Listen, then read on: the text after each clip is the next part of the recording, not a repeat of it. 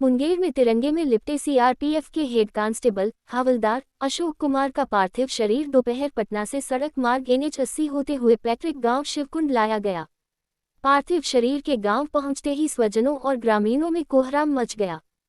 सुबह 10 बजे से ही मृतक जवान के घर लोग पहुंचने लगे। हर कोई अशोक की एक झलक पाने को बेचैन नजर आ रहे थे। देशभक्ति गीतों पर जवान को ग्रामीणों ने नम आंखों से अंतिम विदाई दी। शिवकुंड के अलावे हेमजापुर, दुर्गापुर, बड़ी लगमा, सिंधिया पढ़म, सुंदरपुर और बाहाचौकी सहित आसपास के कई गांवों के ग्रामीण अशोक की शव यात्रा में शामिल हुए। अंतिम दाह संस्कार स्थानीय गंगा घाट पर किया गया। मुखाग्नि उनके बड़े पुत्र आलोक ने दी। इस दौरान वहां उपस्थित सभी लोगों की आंखें नम हो गई। पार्थिव शरीर के साथ उन्नाव यूपी से आए जवानों ने सशस्त्र सलामी दी। जैसे जैसे ग्रामीणों को जवान के पार्थिव शरीर गांव के नजदीक आने की सूचना दूरभाष से प्राप्त हो रही थी, वैसे वैसे लोगों की भीड़ मुंगेर जिले के बॉर्डर बाहाचौकी के समीप जुटने लगी थी। कई लोग दूर दराज के इलाके से जवान को श्रद्धांजलि देने पहुंचे थे। कई लोग हाथों में तिरंगा लिए मोटरसाइकिल पर सवार सैकड़ों युवा वंदे मातरम का नारा लगा रहे थे। शव यात्रा में शामिल युवाओं का सेवा के जवान के प्रति एक अलग ही माहौल नजर आ रहा था। अशोक कुमार अमर रहे शिवकुंड के लाल, अमर रहे जब तक सूरज चांद रहेगा, अशोक तेरा नाम रहेगा के गगन भेदी नारों से पूरा शिवकुंड पंचायत गुंजायमान हो उठा। लोगों से जब पूछा तो उन्होंने कहा कि अशोक पूरे देश का बेटा था, इसलिए हम सभी उन्हें श्रद्धांजलि देने आए हैं। इस दौरान काफी संख्या में बच्चे, बूढ़े, युवा और पुलिसकर्मी भी शामिल थे। शिवकुंड निवासी स्वर्गीय रविंद्र सिंह के पुत्र अशोक कुमार यूपी के उन्नाव कैंप में हेड कांस्टेबल पद पर थे। वह वर्ष 1999 में सीआरपीएफ की नौकरी में लग गए। इस दौरान उनके कार्य को देखते हुए उनकी पदोन्नति भी हुई। उन्नाव यूपी से पहले हुए छत्तीसगढ़ में नौकरी कर रहे थे। बुधवार को अशोक रामपुर से डिग्री कॉलेज पहुंचे थे। रात में खाना खाने के बाद सो गए। सुबह में काफी देर तक नहीं जगने के कारण साथियों ने आवाज दी।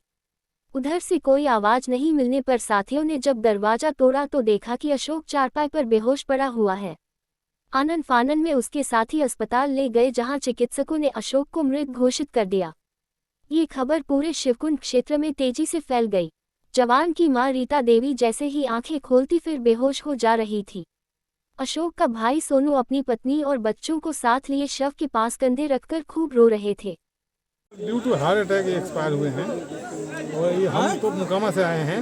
हमको ये आदेश मिला था कि डेड बॉडी आ रही है, उसको पटना से कलेक्ट करके उनके जो घर है वहाँ तक पहुँचाना है, उनको सुपुर्द करना है। तो हम पटना से डेड बॉडी कलेक्ट किए हैं, कलेक्ट करके लाए हैं। जो भी प्रक्रिया है यहाँ करने के बाद हम फिर वापस मुकामा से सरकार की तरफ से बेनिफिट्स जो मिलने हैं वो फॉर्म जो है ना फिलअप किया जाएगा। फिलहाल जो है राहत के तौर पर जो है ना अंत्येष्टि के लिए सरकार की तरफ से जो है ना सीआरपी की तरफ से 50,000 रुपये का अनुदान जो दिया जाता है। उनकी नेक्स्ट ऑफ किन जो उनकी मिसेज है उनको हम लोग हैंड ओवर करेंगे और सरपंच और जो है ना थाना प्रभारी से उसमें जो है ना उनके समक्ष जो है ना हैंड ओवर में। ये देखिए जो सीआरपीएफ में तैनात रहते हैं वो 24 आवर ड्यूटी पर रहते हैं जी। वो भी एक्टिव ड्यूटी, सक्रिय ड्यूटी जिसको बोलते हैं। तो इनकी इलाज के दौरान सर मृत्यु हुई थी सर। हार्ट अटैक जो है ना, हार्ट अटैक में तो जानते ही हैं कि जो है ना इलाज के दौरान ही हार्ट अटैक से दौरा आया, दौरा आने के बाद जो है ना हार्ट अटैक से वो देखती है। आपका शुभ नाम सर? मेरा नाम परशुराम सिंह। क्या है सर आप? सर मैं इंस्पेक्टर हूँ मुकामा घाट सीआरपीएफ का। जीसी मुकामा घाट सीआरपीएफ जी। धन्यवाद। जो हमारे जीजा जी जिस यूनिट में जिस कंपनी में तैनात हैं, अपना वो कंपनी कमांडर महोदय से हमें बात हुआ लमसम सुबह 9 बजे या 10 बजे, उसी के बीच में बात हुआ। तो वो बोले कि अब अशोक जी नहीं रहे। हम पूछे सर कारण, तो ये पोस्टमार्टम रिपोर्ट के बाद ही पता चलेगा। फिर कल शाम में पता चला कि उनको हार्ट अटैक से मृत्यु हो गया है। और हमने मांगा क्या बोलते हैं इसका हार्ड कॉपी पोस्टमार्टम रिपोर्ट का। तो उन्होंने बोला कि इसमें सब थोड़ा समय लगता है, वो जो कोई पार्ट्स है वो जा करके चेक किया जाता है। उसके बाद 15 दिन में आ जाएगा। ऐसे जो पोस्टमार्टम हुआ है उसका कॉपी जो है मोबाइल पर भेज दिया गया है, वो हम आप लोग को दिखा देंगे। आप लोग को किसी प्रकार का कोई अंदेशा? कोई अंदेशा नहीं है।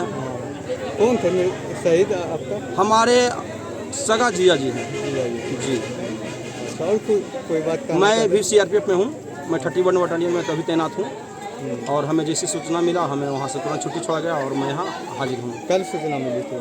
जी, कल सुबह सूचना मिला, लमसम हमको 8 बजे मिला था।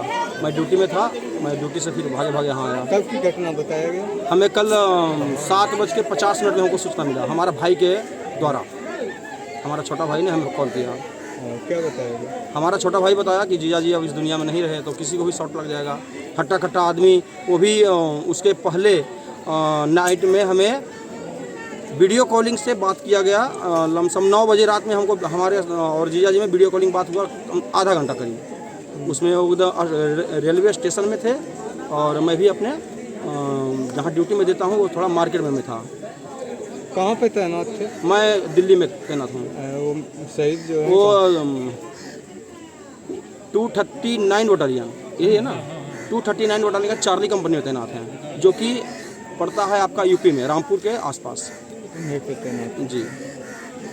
और कोई बात कहनी हो आपको? नहीं, और तो कोई बात नहीं करनी है। जो प्रक्रिया है, जो हमारा सीआरपीएफ की तरफ से जो प्रक्रिया है वो अपना हमारे अधिकारी जो है करें और कोई तरह का दिक्कत ना हो। और जो अनुकंपा पे जो होता है सर्विस बच्चे को, तो जिस पद पे हमारे जीजा जी थे उस पद से ऊपर का रैंक दिया जाए, यही मांग है जी। इसलिए मांग है कि हमारे भगना जो हमारा हुआ, हमारे जो जीजा जी का लड़का हुआ, उसमें क्वालिटी है, पढ़ा लिखा बंदा है और वो सिपाही में जाएगा तो उसकी जिंदगी। मृतक बताइए। हमारे जीजा जी के 2 बच्चे हैं, बच्ची नहीं है। क्या नाम हुआ आपका? मेरा नाम हुआ संतोष कुमार सिंह।